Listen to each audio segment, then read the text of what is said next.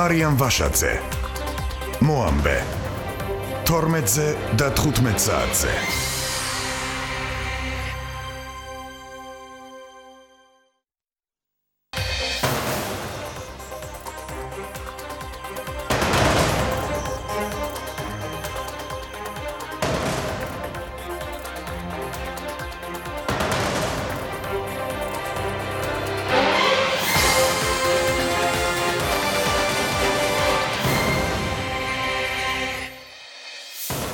ლიეტუვის პრეზიდენტი თბილისშია, შეხვედრები და ღონისძიებებია დაგეგმილი დალია გრიბაუსკაიტეს ვიზიტის ფარგლებში.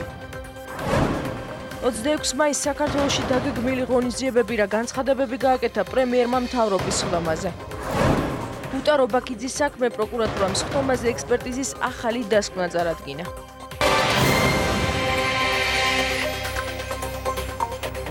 მოგესალმებით, მოამბეს 15 საათზე მარიამ ვაშაძე წარმოგიდგენთ. ლიეტუვის რესპუბლიკის პრეზიდენტი თბილისშია დალია გრიბაუსკაიტეს საქართველოს პირველი რესპუბლიკის 100 წლის იუბილეის აღსანიშნავად გიორგი მარგველაშვილის მოწვევით ესტუმრა. სამთავრობო აეროპორტში მას პრეზიდენტის ადმინისტრაციის წევრები და საგარეო საქმეთა მინისტრის მოადგილე დახვდნენ.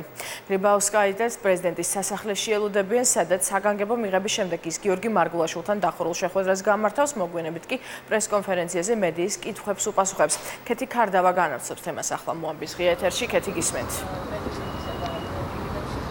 მარიამ, ამ წუთებში მიმდინარეობს პირისპირ შეხვედრა პრეზიდენტების და ჩვენ წუთი-წუთზე უკვე ველოდებით მათ ერთობლივ განცხადებებს გაიმართება პრესკონფერენცია ჟურნალისტებისთვის და გაკეთება საქართველოს მხარდამჭერი განცხადებები. ჩვენ ველოდებით განცხადებებს როგორც ნატოზე, ევროკავშირზე, ასევე ორ ქვეყანას შორის ურთიერთობების გაღრმავებაზე, დამოუკიდებლობის დღისადმი მიძღვნილ ღონისძიებებზე და ასევე ველოდებით ლიტვის მხარდაჭერას ორივე ორგანიზაციაში ინტეგრაციის კუთხით. 1 საათის წინ ჩამოფრინდა ლიეტუვის პრეზიდენტი დელეგაციის წევრებთან ერთად საქართველოს დედაქალაქში. დელეგაცია პირდაპირ გამოემგზავრა ავლაბრის რეზიდენციაში, გაიმართა დახვედრის ოფიციალური ცერემონია. ცერემონიას ესწრებოდა პრეზიდენტის ადმინისტრაციის უფროსი, უშიშროების საბჭოს მდივანი, საგარეო საქმეთა მინისტრის მოადგილე, თავდაცვის მინისტრი და დაიწყო პირისპირ შეხვედრა. პირველ არხთან ექსკლუზიურ ინტერვიუში რამდენიმე დღის წინ ლიტვის პრეზიდენტმა, ლიეტუვის პრეზიდენტმა გააკეთა განცხადება იმის შესახებ, თუ რა თემები იქნება განხილული მისი თბილისში ვიზიტის დროს. თუმცა აღსანიშნავია, რომ დღეს შეხვედრა მან დაიწყო მადლობის გადახდით, რათა იმის გამო, რომ გუშინ საქართველოში მივიღეთ ისტორიული გადაწყვეტილება და ლიტვის ნაცვლად ჩვენ ამიერიდან ვუწოდებთ მის ქვეყანას ლიეტუვის რესპუბლიკას და აქვე ისიც არის აღსანიშნავი, რომ 1 თვის წინ ვილნიუსში ენის კომისიამ მიიღო გადაწყვეტილება, რომ დაებრუნებინა ჩვენი ქვეყნისთვის მისი ავთენტური სახელი და ჯორჯიას და გრუზიას ნაცვლად ლიეტუვაში საქართველოს უწოდებენ საქართველას. რაც შეეხება მნიშვნელობას დღეს განხილული თემების მოახლოებული ნატო სამიტის ფონზე და იმ დროს, როდესაც დალია გრიბაუსკაიტე აცხადებს, რომ ორივე ორგანიზაციაში ის იქნება საქართველოს ხმა, ამ კომუნიკაციას და მოლაპარაკებებს ძალიან დიდი მნიშვნელობა აქვს. საქართველო ელოდება ნატოს სამიტზე პროგრესის ადეკვატურად ასახვას. ჯერჯერობით არ არის ცნობილი, თუ რა ფორმით აისახება და როგორ გაღრმავდება ურთიერთობები ჩვენსა და ნატოს შორის, თუმცა დალია გრიბაუსკაიტე აცხადებს, რომ სავარაუდოდ გაიმართება ნატო-საქართველოს კომისიის სხდომა უმაღლეს დონეზე ბრიუსელში და ის ამისთვის ყველაფერს გააკეთებს. ასევე პირველ არხთან ექსკლუზიურ ინტერვიუში მან 2 დღის წინ განაცხადა, რომ სავარაუდოდ ასევე შედგება ერთობლივი შეხვედრა საქართველო-უკრაინა-ნატო. ნატოს გარდა იქნება, რა თქმა უნდა, საუბარი საქართველოსა და ევროკავშირის ურთიერთობებზე, ინტეგრაციაზე, ორივე ორგანიზაციის ღია კარის პოლიტიკაზე, ორ ქვეყანას შორის ურთიერთობების გაღრმავებაზე. ხვალ კი მის ევროპელ კოლეგებთან ერთად დალია გრიბაუსკაიტე იქნება თავისუფლების მოედანზე, მიმართავს ქართულ ხალხს და მიულოცავს დამოუკიდებლობის დღეს. მადლობთ, ქეთი, ეს ქეთი ქარდავა იყო. 26 მაისს საქართველოში დაგეგმილ ღონისძიებებზე ისაუბრა დღეს საქართველოს პრემიერმა მთავრობის სხდომაზე გიორგი კვირიკაშვილმა. ამერიკის შეერთებულ შტატებში ვიზიტის შედეგებით შეაჯამა, ასევე გამოეხმაურა სტრასბურგის სასამართლოში 23 მაისს საქართველოს რუსეთის წინააღმდეგ საქმე ნომერ 2-ზე გამართულ ბოლო მოსმენას. მთავრობის ადმინისტრაციიდან დეტალებით ახლა თამარ ციკლაური ჩაგვერთვება. თამარ, გისმენთ. დიახ, 26 მაისის ღონისძიებებთან დაკავშირებით საუბარი დაიწყო დღეს მთავრობის ხდომა პრემიერ-მინისტრმა გიორგი კვირიკაშვილმა. ამ თემაზე საუბარი დაიწყო 1918 წლის 26 მაისის დამოუკიდებლობის აქტში ჩაწერილი სიტყვებით, რომლის მიხედვითაც საქართველოს დამოუკიდებელ სუვერენულ სახელმწიფოდ გამოცხადა. გიორგი კვირიკაშვილმა საკმაოდ ვრცლად ისაუბრა იმ ღონისძიებებთან დაკავშირებით, რომელიც დაგეგმილია 26 მაისს. ისაუბრა 6 ქვეყნის პრეზიდენტის ვიზიტის მნიშვნელობაზე, ასევე ჟან-კლოდ იუნკერის ვიზიტთან დაკავშირებითაც. გიორგი კვირიკაშვილმა ყურადღება გაამახვილა იმ ღონისძიებებზე, რომელიც 200-მდე ღონისძიება ჩატარდება გიორგი კვირიკაშვილის განცხადებით 26 მაისს, როგორც ქვეყნის ფარგლებში, ასევე ქვეყნის გარეთ და პრემიერ-მინისტრი იმედს გამოთქვამს, რომ ის პროცესი, რომელიც 100 წლის წინ დაიწყო, გაგრძელდება და დასრულდება საქართველოს გამთლიანებითა და ევროპულ ოჯახში საქართველოს სრულუფლებიანი წევრობით.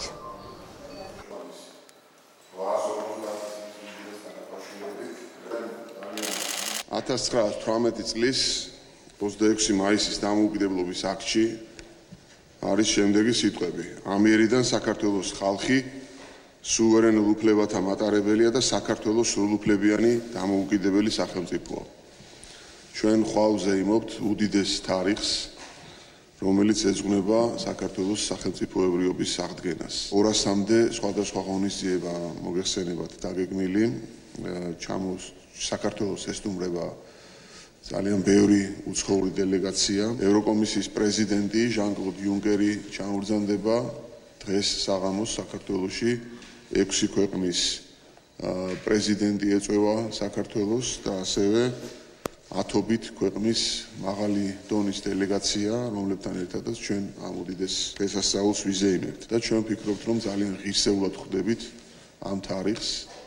ჩვენ წინ გველის ძალიან მნიშვნელოვანი ჩასატარებელი სამუშაო და უმთავრესი ჩვენი საქმე გახლავთ მშვიდობიანად ჩვენი ქვეყნის გამთლიანება. ეს არის ალბათ ყველაზე მთავარი მისია ჩვენი თაობის, ჩვენი ხელისუფლების და დარწმუნებული ვარ, რომ ჩვენ ამ მისიას ნაბიჯ-ნაბიჯ ღირსეულად აღვასრულებთ.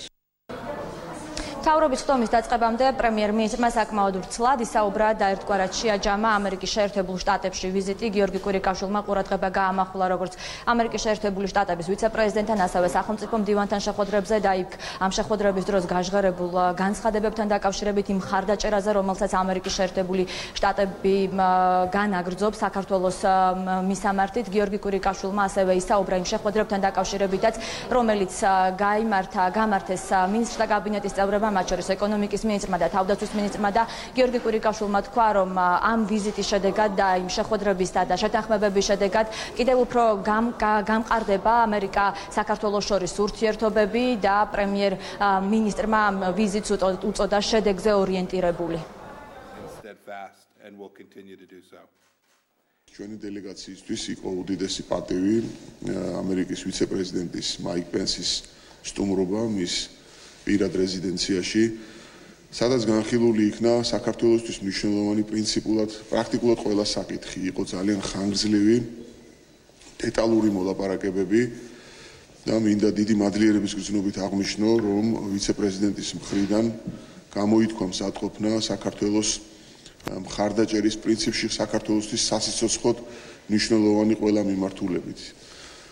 ეს გახლავთ როგორც საქართველოს ნატოში ინტეგრირების მიმართულებით კონკრეტული ნაბიჯების გადადგმა, ასევე სავაჭრო ეკონომიკური ურთიერთობების გაღრმავების კუთხით კონკრეტული ნაბიჯების გადადგმა და რა თქმა უნდა საქართველოს მხარდაჭერა ტერიტორიული მთლიანობის და სუვერენიტეტის კუთხით და ამ მიმართულებით საერთაშორისო ძალისხმევის და ამერიკის მაკონსოლიდირებელი როლის კიდევ უფრო გაძლიერება.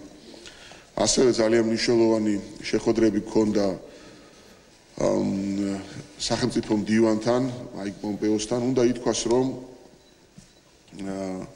საქართველოს იყო ერთ-ერთი პირველი ქვეყანა, რომელსაც სახელმწიფო მდივანი შეხვდა მისი დანიშვნის შემდეგ, რაც ასევე არის გამოხატულება განსაკუთრებული მხარდაჭერის ჩვენი ქვეყნის მიმართ.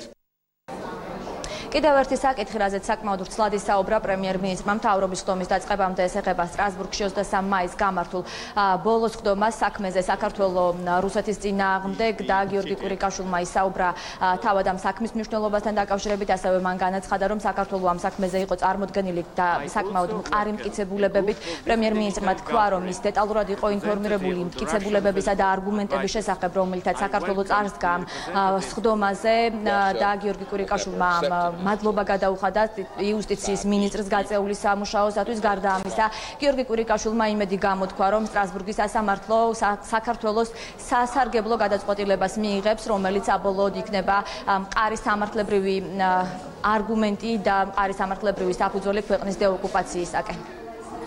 საქართველო არის ევროპული ინსტიტუციური დემოკრატიის ქვეყანა და სწორედ ამიტომ 2008 წლის რუსეთის აგრესიულ ქმედებებზე, დანაშაულებებსა და ოკუპაციაზე ჩვენი პასუხი არის სამართლებრივი და პოლიტიკური. რუსეთთან მეორე სახელმწიფოთა შორისი დავის მოსაგებად საქართველოს წარადგინა უტყუარი მტკიცებულებები, რისთვისაც იუსტიციის სამინისტრომ ძალიან დიდი სამუშაო გასწია და მინდა პირადად თეატრულოგიანს გადაუხადო ძალიან დიდი მადლობა. მე აბსოლუტურად საქმის ყურში ვიყავი ყველა ნაბიჯზე განხორციელებული სამუშაოების შესახებ, დეტალებში ვიყავი ნამდვილად ჩახედული და ეს იყო ტიტანური შრომა, მტკიცებულებების შეგროვება, მოპოვება, მათი სამართლებრივი ტრანსფორმაცია და წარდგენა სტრასბურგში, რაც უკიდურესად მნიშვნელოვანია ჩვენი ქვეყნის პოზიციების წარმოსაჩენად. ეს საქმე, რომელსაც სტრასბურგის სასამართლოს დიდი პალატა განიხილავს და 17 ქვეყნის მოსამართლეებითაა დაკომპლექტებული, თავად მისთვისაც არის პრეცედენტული. წამს რომ ეს გადაწყვეტილება იქნება ის, რაც 2008 წელს რუსული აგრესიის შედეგად დაზარალებულებს მართლმსაჯულების რწმენას დაუბრუნებს და მომავალში ჩვენი ქვეყნის დეოკუპაციის ძალიან მყარ სამართლებრივი საფუძველს შექმნის. კიდევ ერთი საკითხი, რასთან დაკავშირებითაც გიორგი კვირიკაშვილმა ისაუბრა, ეს ეხება ოშკის გუმბათის რეაბილიტაციის პროცესს, როგორც გიორგი კვირიკაშვილმა განაცხადა იმ პროექტის და პროგრამის ფარგლებში, რომელიც გაფორმდა საქართველოს თურქეთს შორის ჯერ კიდევ შარშან კულტურული თანამშრომლობის კუთხით 20 მაისს თურქულმა მხარემ მიიღო გადაწყვეტილება და ოშკის გუმბათის რეაბილიტაციის პროექტი გადაუდებელი პროექტების სიაში შეიყვანა. შესაბამისად უახლოეს მომავალში დაიწყება ოშკის გუმბათის რეაბილიტაცია, რომელშიც ჩართული იქნებიან როგორც ქართველი, ისე თურქი სპეციალისტები და ამ მიმართულებით გაწეულ სამუშაოებთან დაკავშირებით პრემიერ-მინისტრმა მადლობა გადაუხადა როგორც თურქულ მხარეს, ისე კულტურის მინისტრს. საქართველოს მთავრობასა და თურქეთის რესპუბლიკის მთავრობას შორის კულტურის სფეროში თანამშრომლობის პროგრამის ფარგლებში, რომელსაც ხელი მოეწერა შარშან 2017 წლის 23 მაისს ოშკის გუმბათის გამაგრებითი სამუშაოების ისტორიული პროცესი იწყება. 20 მაისს თურქულმა მხარემ მიიღო გადაწყვეტილება გადაუდებელი პროექტის სახით დაიწყოს ოშკის გუმბათის გამაგრებითი სამუშაოები. შემდეგი ეტაპი მოიცავს ძირითადი სარეაბილიტაციო სამუშაოების დაწყებას, რომელიც ერთობლივად უნდა განხორციელდეს ქართველი და თურქი სპეციალისტების მიერ. მთავრობის ხდომა მთავრობის ადმინისტრაციაში თითქმის 3 საათია მიმდინარეობს და ამ სხდომაზე მინისტრთა კაბინეტის წევრები დღის წესრიგით გათვალისწინებულ 36 საკითხს განიხილავენ. მადლობთ მთავრობის ადმინისტრაციიდან თამარ ციკლაური გვერდებოდა. 26 მაისის ღონისძიებებისთვის ბოლო სამზადისი მიმდინარეობს რუსთაველის გამზირსა და თავისუფლების მოედანზე. ამ წუთებში მონტაჟდება სახელმწიფო უწყებების და კერძო კომპანიების პავილიონები, ასევე სცენები. 26 მაისის ღონისძიებებში აქტიურად იქნება ჩართული საზოგადოებრივი მაუწყებელიც. გვანცა გავაშელი მოგვაწვის დეტალურ ინფორმაციას ახლა ღია ეთერში, გვანცა გისმენთ. დამოუკიდებლობის დღის მთავარი ღონისძიება თავისუფლების მოედანზე ზუსტად 12 საათზე დაიწყება. 366 რეკრუტი და 123 წვევამდელი ფიც საზეიმოდ ქვეყნის მთავარ სარდლის წინა შედადებს. განსაკუთრებულია ის ფაქტი, რომ სპეციალურად ამ დღისთვის ორგანიზატორებმა აღადგინეს პირველი რესპუბლიკის დროინდელი სამხედრო ფორმა, რომლითაც წარმოდგენილი იქნება კადეტთა სამხედრო ლიცეუმის კოლოფი.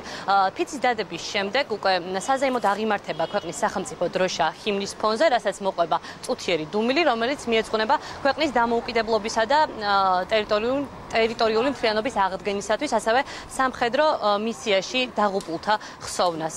ღონისძიების ფარგლებში ასევე დაგეგმილია სამხედრო ტექნიკისა და აღჭურვილობის გამოფენა. სამხედრო კადეტთა ლიცეუმი წარმოდგენილი იქნება პირველი რესპუბლიკის დროინდელი სამხედრო ფორმით. ასევე ღონისძიებას მუსიკალურად გააფორმებს საქართველოს და ლიტვის სამხედრო ორკესტრები. 6 სამხედრო მოსამსახურეთა 6 კოლოფი საზეიმოდ დადებს სამხედრო ფიცს და თავისუფლების მოედანთან პარალელურად ფიცის დადების ცერემონია მოხდება საქართველოს სხვადასხვა რეგიონებში. ეს არის ბათუმი, შინდისი, ვარძია და კოჯრის ციხე, ეგრეთ წოდებული ფოროღლის ციხე, ასევე გელათში. საქართველოს დამოუკიდებლობის დღეს განსაკუთრებულად ხდება პირველი არხი სპეციალურად ამ დღისთვის. ამ წუთებში მონტაჟდება რუსთაველის გამზირზე პავილიონი, საიდანაც პირდაპირ ეთერში გავა გადაცემები. ასევე დაგეგმილია პირველი საათიდან ნებისმიერი მსურველისთვის გათამაშებები, ნებისმიერ მონაწილეს შესაძლებლობა აქვს ჩაერთოს მარტივ ლოგიკაში, ასევე წიგნების თაროში და სცადოს ბედი. გამარჯვებულები, რა თქმა უნდა, სიმბოლური პრიზებით დასაჩუქრდებიან. ძალიან მნიშვნელოვანი დღეა ჩვენთვის, ჩვენი მოსახლეობისთვის. პირველი არხი უკვე ტრადიციულად უერთდება ამ დიდ ღონისძიებას, თუმცა წელს 100 წლის იუბილეს ვზეიმობთ, ამიტომ განსაკუთრებული ეთერი გვექნება. ვინც ვერ მოვა რუსთაველზე, სატელევიზიო პროგრამირება იქნება აბსოლუტურად განსხვავებული, შემეცნებითი და მათ შორის გასართობი, განწყობის შესაბამისი, ხოლო პირველ საათზე ვინც შემოგვიერთდება უკვე რუსთაველზე, ჩვენს თამაშებს ითამაშებს, მარტივი ლოგიკა, ხარ თუ არა მე-6 კლასელზე ჭკვიანი, ასევე რანინას ბავშვების არაჩვეულებრივ კონცერტს იხილავს, ასე რომ ველოდებით ყველას ხვალ 13 საათზე რუსთაველის გამზირზე პირველი არხის პავილიონში.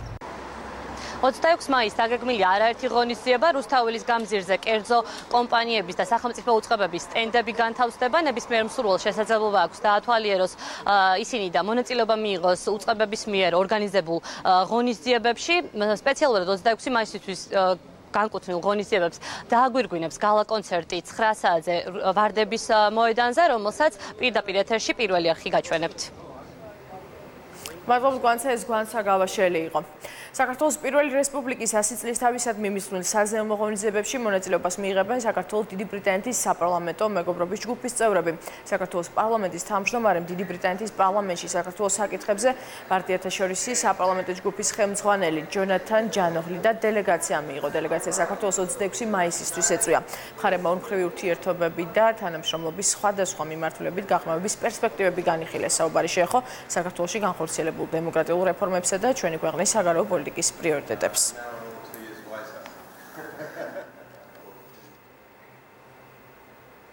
საქართველოს დემოკრატიული რესპუბლიკის 100 წლის იუბილეს აღსანიშნავად თბილისში მდებარე ისტორიულ შენობებზე ხელნაკეთი კერამიკული აბრები განთავსდა. ხელნაკეთი აბრები დედაქალაქის მერმა დაათვალიერა. საინფორმაციო აბრები ძველ თბილისში იმ სახლებზე განთავსდა, რომლებიც საკუთარი ისტორიით საქართველოს პირველ რესპუბლიკასთან არიან დაკავშირებული. ეს ის ისტორიული შენობებია, სადაც 1918-21 წლებში საქართველოს პირველი რესპუბლიკის მნიშვნელოვანი სახელმწიფო დაწესებულებები იყო განთავსებული, ან მათში იმ პერიოდის თვალსაჩინო სახელმწიფო საზოგადო თუ კულტურის მოღვაწეები ცხოვრობდნენ ან მოღვაწეობდნენ.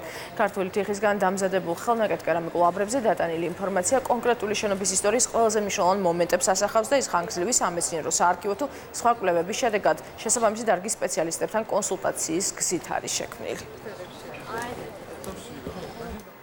დემოკრატიული მოძრაობა ერთიანი საქართველოს ლიდერმა საქართველოს ყველა მოქალაქეს დამოუკიდებლობის 100 წლის იუბილე წინასწარ მიულოცა. ნინო ბურჯანძე 2011 წლის 26 მაისი გაიხსნა და აღნიშნა, რომ სამწუხაროა, რომ დღევანდელმა ხელისუფლებას ნაციონალური მოძრაობის რეჟიმის წარმომადგენლები, რომლებმაც აქციის დარბევაში მიიღეს მონაწილეობა, არ დაუსჯია. დღეს 11 საათზე პარლამენტის შენობის წინ დემოკრატიული მოძრაობა ერთიანი საქართველოს მხარდამჭერებთან ერთად აქციას გამართავს. დღევანდელი ხელისუფლების 2011 წლის 26 მაისი იყო მინდა ყველას საქართველოს ყველა მოქალაქეს თითოეულ თქვენგანს მივულოცო დამოუკიდებლობის 100 წლისთავად. 2011 წელს 26 მაისს გამთენიისას ჩემს თანამებრძოლებთან ერთად ვიდექი რუსთაველის გამზირზე, იმიტომ რომ ეს იყო ბრძოლა საქართველოს უკეთესი მომავლისათვის. ძალიან სამწუხაროა და ამ ხელისუფლების დანაშაულია, რომ დღემდე არ არიან ის ადამიანები დასჯილნი, რომლებმაც 26 მაისი და სისხლის კალო მოგვიწყვეს. რუსეთის საგარეო საქმეთა სამინისტრო პრაღაში ეროსთან ურთიერთობის საკითხებს საქართველოს პრემიერის სპეციალური წარმომადგენელი ზურაბ აბაშიძის და რუსეთის საგარეო საქმეთა მინისტრის მოადგილის გრიგორი კარასინის შეხვედრასთან დაკავშირებით ოფიციალურ განცხადებას ავრცელებს. მაშინ ნათქვა მე რომ საქართველოს პარტნიორები ნატოში არ მალავენ რომ აერაღებენ მას რუსეთის შესაკავებლად ასეთ სიტუაციაში რუსულ მხარეს უფლება აქვს მიიღოს ადეკვატური ზომები. შეხვედრაზე გრიგორი კარასინმა სერიოზული შეშფოთება გამოთქვა საქართველოსა და ნატოს შორის მზარდი თანამშრომლობის გამო. ასევე უწყების განცხადებაში წერია რომ შეხვედრაზე დეტალურად იყო ორმხრივი ურთიერთობების პრაქტიკული საკითხები. შეხვედრას განცხადებით ეხმაურება საქართველოს საგარეო უწყებაც. გრიგორი კარასინთან შეხვედრისას ზურაბ აბაშიძემ ყურადღება გაამახვილა არჩილ ტატუნაშვილის და გიგა 420 სიცოცხლის ხელყოფის ფაქტებზე, როგორც უწყების განცხადებაში აღნიშნული პრაღის შეხვედრის დღის წესრიგით გათვალისწინებული საკითხებიდან მხარებმა მიმოიხილეს ორ ქვეყანას შორის სავაჭრო ეკონომიკური ურთიერთობების, სატრანსპორტო კავშირები, გარკვეული ჰუმანიტარული საკითხები. ითქვა, რომ ამ სფეროებში აღინიშნება დადებითი დინამიკა.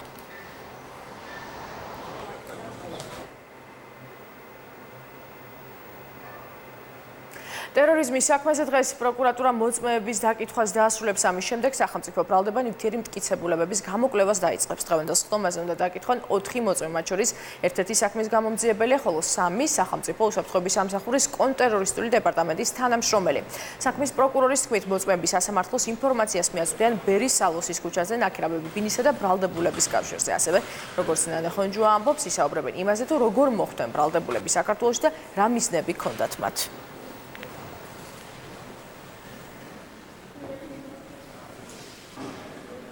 მოწმეები, რომლებიც ფიქრობენ, რომ რაღაც მიზნებისთვის იყო ეს ხალხი აქ ჩამოსული, ვინა მიზნისთვის იყო ჩამოსული. სხვებზე მე ვერაფერს ვერ ვიტყვი, უბრალოდ ჩემი დაცვის ყოფზე ვიტყვი ერთს, რომ ის ნამდვილად არ იყო იმ მიზნისთვის, რაღაცაც ედავება თქვა დღეს ბრალდება მას. აბსოლუტურად გამორიცხულია ესეთი რამე.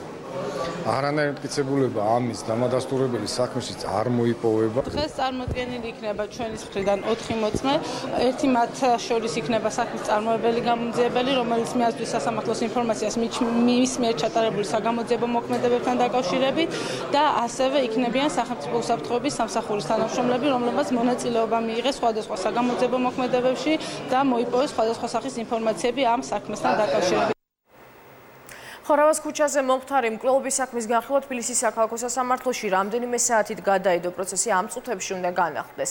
დღეს დაცვის მხარემ სასამართლოში ექსპერტიზის შედეგები წარადგინა. ბრალდების მხარემ კი 54 გვერდიანი დასკვნის გასაცნობად დრო ითხოვა. დღესვე სხდომაზე უნდა დაკითხონ ექსპერტები, რომლებმაც მედიასთან განმარტეს, რომ გაუთქმელობაზე აქვთ ხელი მოწერილი და დეტალებზე ვერ ისაუბრებენ. დაცვის მხარე აცხადებს, რომ ალტერნატიული ექსპერტიზა მათ პოზიციას გაამყარებს და დადასტურდება, რომ საქმეში 2-ზე მეტი მკვლელობის იარაღია.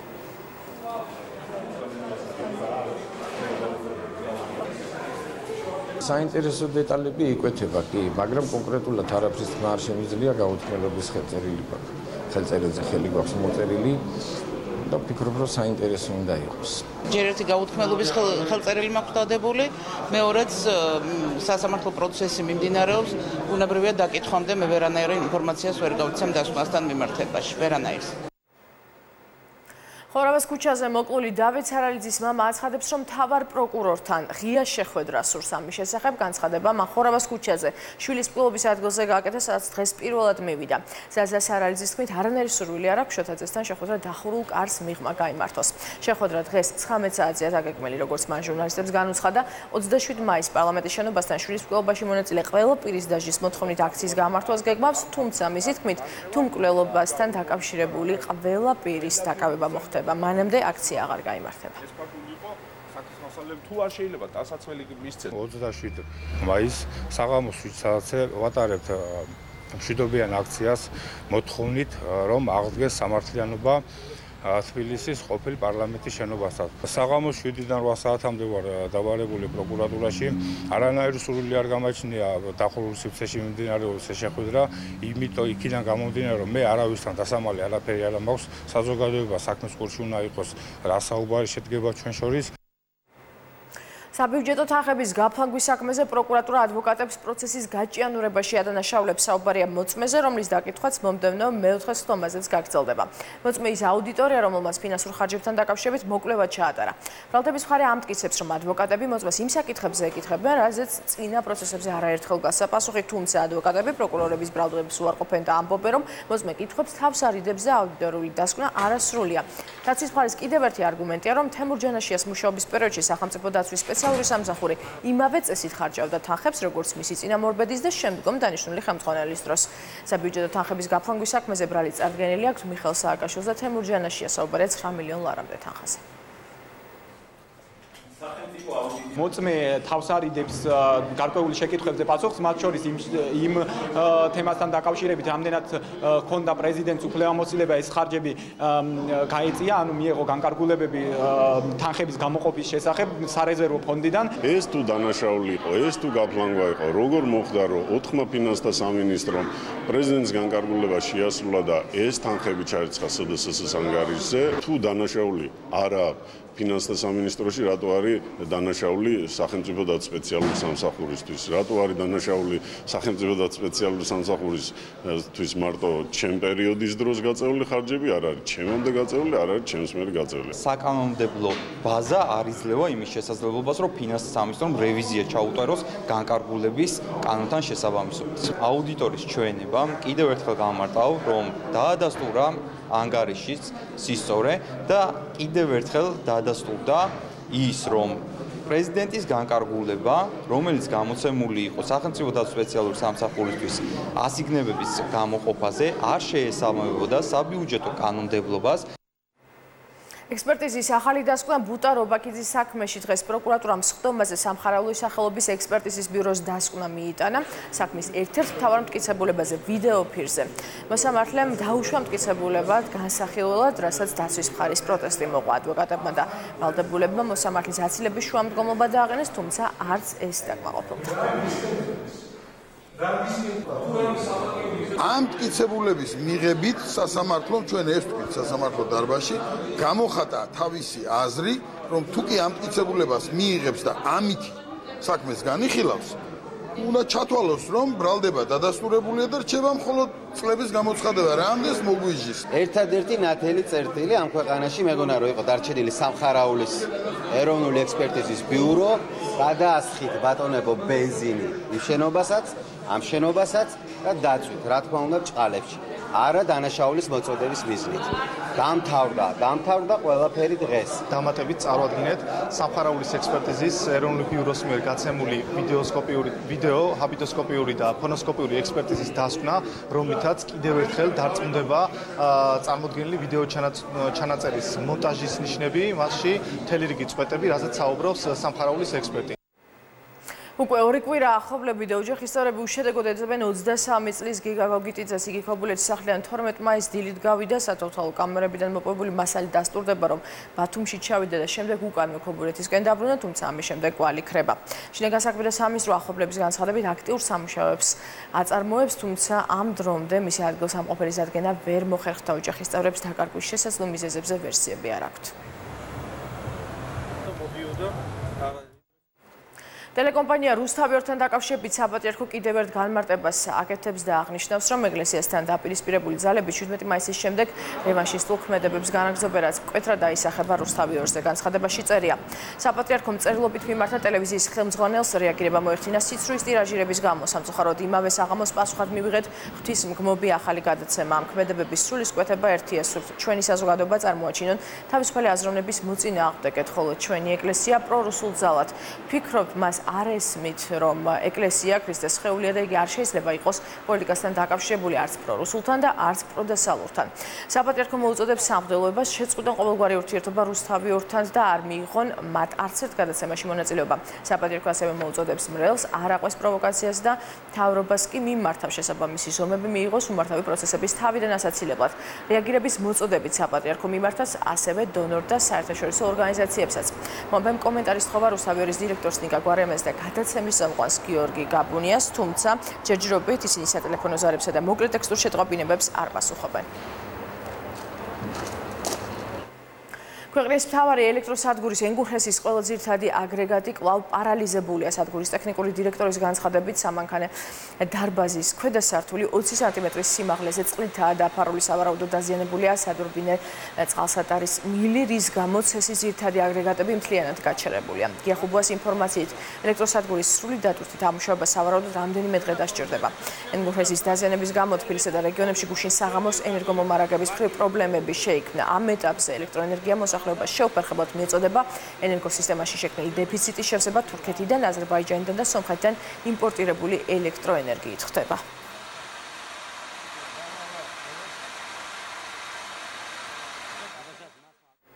თავისუფლების მოედანზე თბილისში მოქმედი კლუბების დამფუძნებლებმა ერთობლივი განცხადება გააკეთეს. მათი თქმით, 27 მაისს ევროპის მოედანზე დაანონსებული აქცია აღარ გაიმართება და პროტესტი კლუბებში გადაინაცვლებს.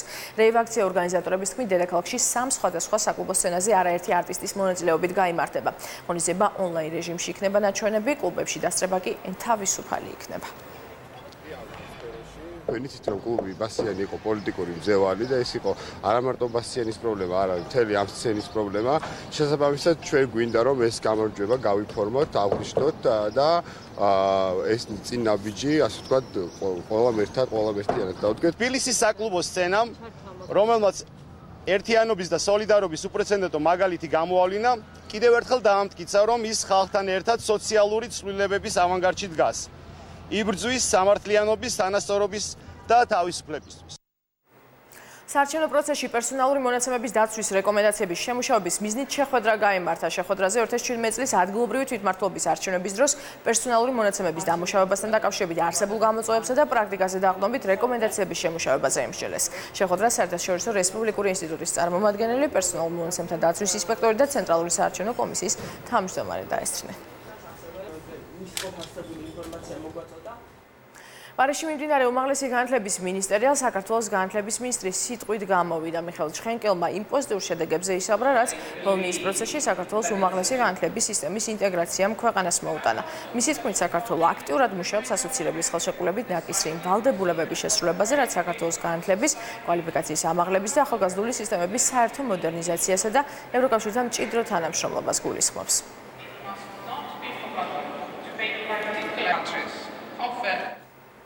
თბილისის სახელმწიფო უნივერსიტეტში საქართველოს დემოკრატიული რესპუბლიკის დამოუკიდებლობის 100 წლის იუბილეისადმი მიძღვნილი ღონისძიება გაიმართა. ისტორიის კათედრის პროფესორებმა სტუდენტებთან ერთად ქვეყნის ისტორიაში 26 მაისის მნიშვნელობაზე ისაუბრეს. როგორც ღონისძიებაზე აღნიშნეს, იყო ქართველი ხალხის ისტორიული არჩევანი, რათა შექმნათ დემოკრატიული და დასავლურ ღირებულებებზე დაფუძნებული სახელმწიფო.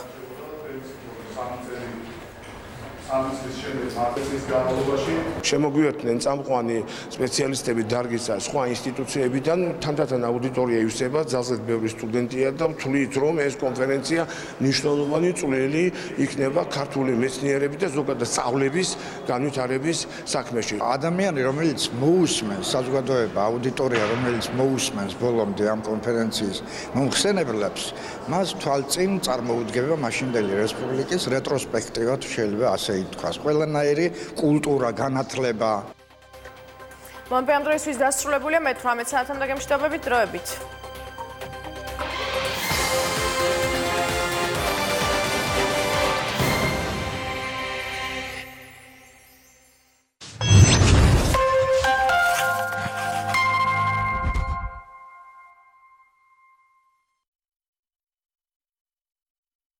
ნაწარმოები შეიცავს თამბაქოს ნაწარმის, თამბაქოს აქსესუარის ან მოწყობილობის მოხმარებას. ნუაიძულებთ ბავშვებს ისუნ თქვენ თქვენი კვამლი. მოწევა მავნებელია თქვენი ჯანმრთელობისათვის. Director se la para que. Sí, no tienen piados, de